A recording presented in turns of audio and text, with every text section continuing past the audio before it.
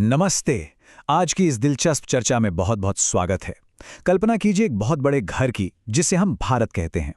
अब इस घर के अलग अलग कमरों को व्यवस्थित करने से पहले कुछ बुनियादी नियम बनाने पड़ते हैं, है ना? बिल्कुल वैसे ही जैसे किसी भी परिवार में घर के बड़े कुछ कायदे तय करते हैं ताकि सब कुछ शांति से चल सके और किसी एक की मनमानी ना चले।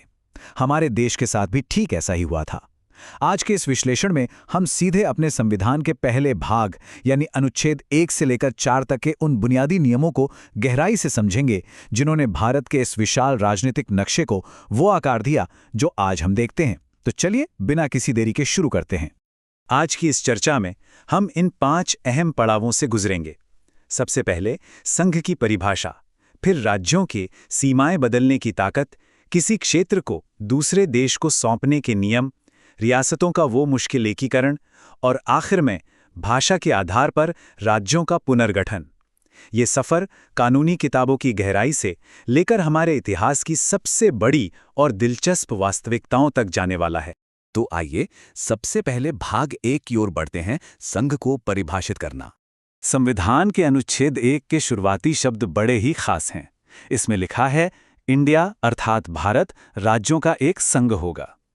अब संविधान सभा में देश के नाम को लेकर काफी लंबी बहस चली थी।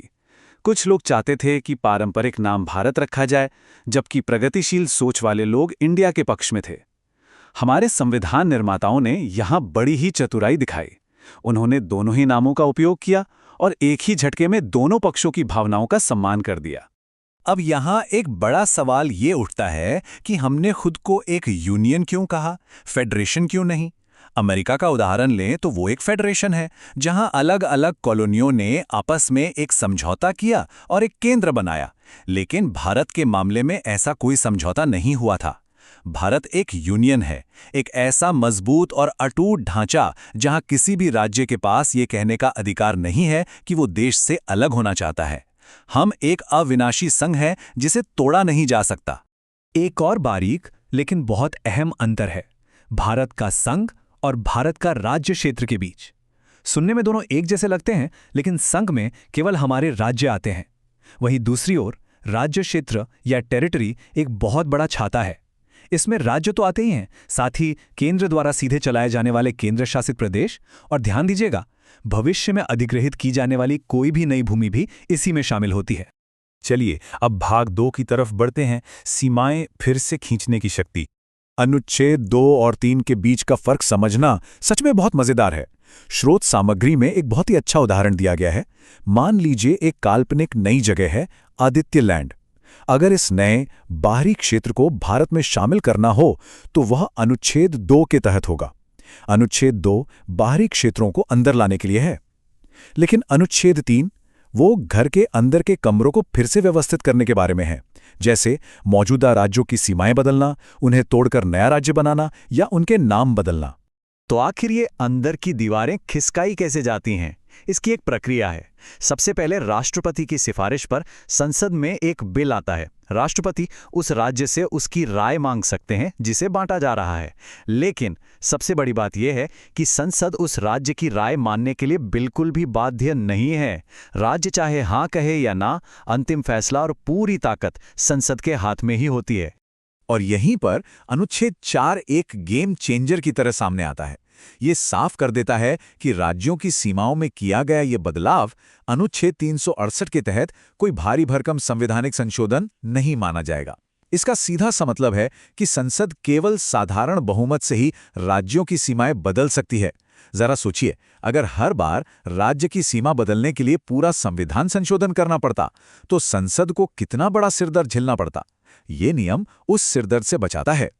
आगे बढ़ते हैं भाग 3 पर, किसी क्षेत्र को विदेशी देश को सौंपना।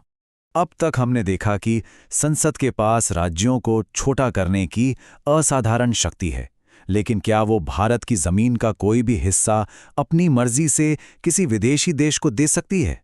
ये एक बहुत ही गंभीर सवाल है और इसी सवाल से इतिहास का मशहूर बैरूबारी यूनियन संकट खड़ा हुआ था। इस विवाद की जड़ें इतिहास में काफी गहरी और हैरान करने वाली हैं। सदियों पहले पुराने राजा महाराजा आपस में शतरंज खेलते थे और हार जीत में अपने गांवों को ही दांव पर लगा देते थे। सुनने में किसी कहानी जैसा लगता है ना? लेकिन इसका नतीजा ये हुआ कि जब 1947 में भारत और पूर्वी पाकिस्तान, जो अब बांग्लादेश है, के बीच रेड क्लिफ लाइन खींची गई, तो सीमाओं पर बेहद उलझे हुए एनक्लेव बन गए। यानी भारत के कुछ गांव बांग्लादेश के अंदर फंस गए और बांग्लादेश के कुछ गांव भारत के अंदर। ये पूरी तरह से एक प्रशासनिक दुस्वप्न था। इस उलझन को सुलझाने के लिए जब भारत सरकार ने बेरूबारी का कुछ हिस्सा पाकिस्तान को सौंपने का फैसला किया, तो मामला सुप्रीम कोर्ट पहुंच गया। तब सुप्रीम कोर्ट ने स्पष्ट किया कि देखिए, आप देश के अंदर की सीमाएं तो साधारण बहुमत से बदल सकते हैं, लेकिन देश की जमीन किसी विदेशी को सौंपने के लिए आपको अनुच्छेद 368 के तहत एक कठिन संवैधानिक संशोधन करना ही होगा। और इसी जटिल प्रक्रिया से गुजरने के बाद अंततः 2015 में 100वें संविधान संशोधन के जरिए बांग्लादेश के साथ यह ऐतिहासिक भूमि विवाद सुलझाया जा सका। अब आते हैं भाग 4 पर, रियासतों का एकीकरण। ये हमारे सफर का एक बहुत ही रोमांचक हिस्सा है। 552, जी हां, 552। स्वतंत्रता के समय भारत के भौगोलिक क्षेत्र के भीतर इतनी बड़ी संख्या में राजवाड़े और रियासतें मौजूद थीं। कल्पना करके देखिए, ये सब अलग अलग राजाओं के राज थे। इन 552 अलग अलग टुकड़ों को जोड़कर एक अखंड भारत बनाना सच में एक भयंकर और ऐतिहासिक चुनौती थी। इनमें से ज्यादातर रियासतें तो शांति से भारत में मिल गईं, लेकिन 3 ने बहुत बड़ी मुश्किल खड़ी कर दी। हैदराबाद के निजाम अपना अलग देश चाहते थे, तो वहां हालात काबू में करने के लिए पुलिस एक्शन का सहारा लेना पड़ा। जूनागढ़ का किस्सा तो और भी अजीब है। वहां का नवाब अपने कुत्तों के साथ लेकर पाकिस्तान भाग गया, फिर वहां जनमत संग्रह कराया गया, और कश्मीर का विलय पाकिस्तान के हमले के बाद ऐतिहासिक इंस्ट्रूमेंट ऑफ एक्सेशन के जरिए हुआ। इन सबको मिलाने के बाद जब 1950 में हमारा संविधान लागू हुआ, तो इस पूरी भौगोलिक पहेली को व्यवस्थित करने के लिए राज्यों को 4 हिस्सों, part A, part B, part C और डी में बांट दिया गया। पार्ट ए में पुराने ब्रिटिश प्रांत थे, पार्ट बी में रियासतें, पार्ट सी में छोटे क्षेत्र और पार्ट डी में सिर्फ अंडमान को रखा गया। सच कहें तो ये काफी उलझा हुआ और एक तरह का अस्थायी जुगाड़ था। और इसी अस्थायी जुगाड़ ने हमें हमारे 5वें और अंतिम भाग की ओर धकेला, भाषा के आधार पर पुनर्गठन। शुरुआत में तो सरकार ने भाषा के आधार पर राज्यों के बंटवारे को बिल्कुल साफ मना कर दिया था, चाहे वो धर आयोग हो या जेवीपी समिति। लेकिन फिर एक बहुत ही दुखद घटना हुई। पोटी श्रीरामुलु नाम के एक गांधीवादी नेता ने तेलुगु भाषियों के लिए अलग राज्य की मांग करते हुए 56 दिनों की लंबी भूख हड़ताल की और उनका निधन हो गया।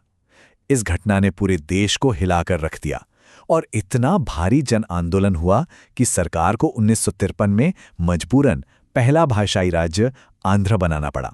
आंध्र बनने के बाद तो जैसे हर जगह से नए राज्यों की मांग उठने लगी। इस चुनौती से निपटने के लिए फजल अली आयोग बनाया गया। इस आयोग ने बहुत ही समझदारी भरा रुख अपनाया। उन्होंने कहा कि एक भाषा एक राज्य का सख्त नियम काम नहीं करेगा। उन्होंने 4 बातें साफ की। भाषा और संस्कृति जरूरी हैं, लेकिन सबसे ऊपर देश की सुरक्षा और एकता है। उसके बाद प्रशासन की सहूलियत और अंत में पूरे राष्ट्र का कल्याण। इन्हीं बेहद संतुलित और समझदार सिफारिशों के आधार पर 1956 का राज्य पुनर्गठन अधिनियम पारित हुआ। इस अधिनियम ने उस पुरानी उलझी हुई part A, B, C, D व्यवस्था को हमेशा के लिए कूड़ेदान में डाल दिया और इसके साथ ही आधुनिक भारत का पहला साफ सुथरा राजनीतिक नक्शा सामने आया, जिसमें 14 राज्य और 6 केंद्र शासित प्रदेश शामिल थे। और ये पूरी चर्चा हमें अंत में एक बहुत ही गहरे निष्कर्ष पर ला खड़ी करती है। हमारे देश के नियम भले ही 1950 में लिख दिए गए थे, लेकिन संसद के पास आंतरिक सीमाएं बदलने की जो असाधारण शक्ति है, उसी की बदौलत 14 राज्यों से शुरू हुआ हमारा यह सफर आज 28 राज्यों तक पहुंच चुका है।